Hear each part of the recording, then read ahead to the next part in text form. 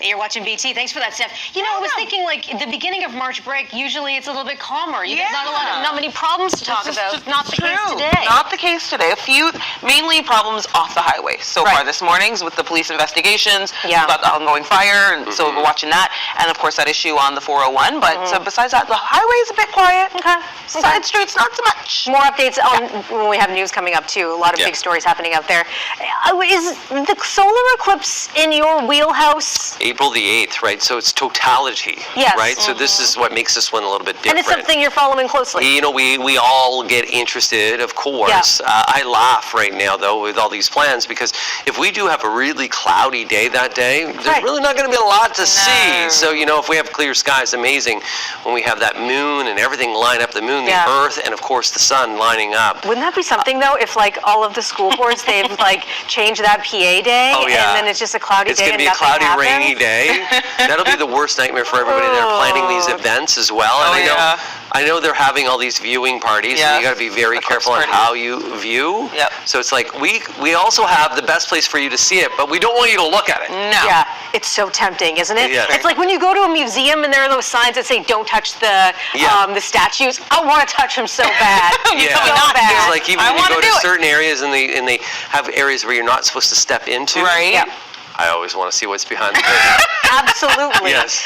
Okay, so don't look at the sun on April 8th when there is a solar eclipse. But there are a few places that are better to see in Ontario the solar eclipse safely and with all the proper things than in Toronto. One of them is in Brockville. That's one of the few places where you're going to have that totality that you're talking about because not everywhere has that. Why is that? It's just the way that we all line up. And I think these are some claims to fame. There's no better place, I would say. There's many places that are planning on it. The sky is a big thing. So you're going to be able to see it wherever. Distillery District's doing an event. Niagara as well is doing a huge concert.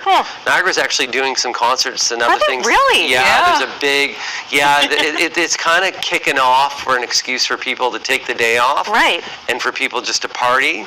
But I know in the Niagara region, they're also putting a concert thereafter just to make sure that for crowd control, because they're anticipating a lot of people will go in that one area, and when that ends, everybody's going to want to leave. So they'll put some different events that happen and make people stick around. So that, Because, I guess it's like if the big show doesn't happen, you got to have something else to offer instead. Port Stanley, Hamilton, Kingston, Welland, some other great places to check out. More totality than, say, Toronto. Is this going to affect the roads, I'm wondering, too? Like, if you're out driving between, like, it's about 2 o'clock and 3, and 2 to 4 is really, but... I mean, I feel like rush hour nowadays is, like, anytime after 1 o'clock.